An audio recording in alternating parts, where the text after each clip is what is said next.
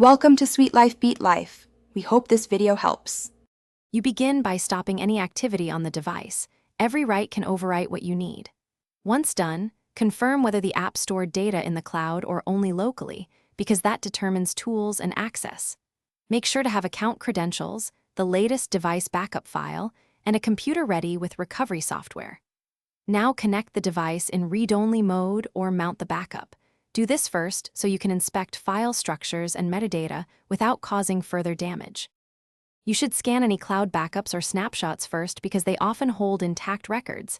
This saves time and risk. Next, run targeted tools.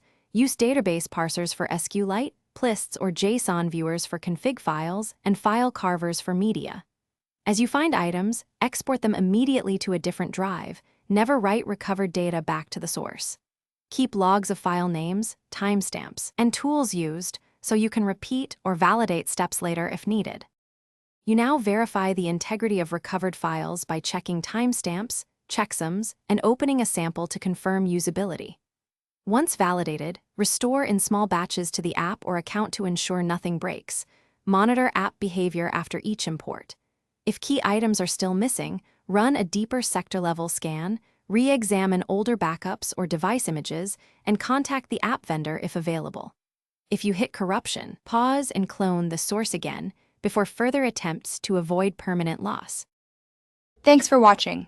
Consider subscribing if we helped you.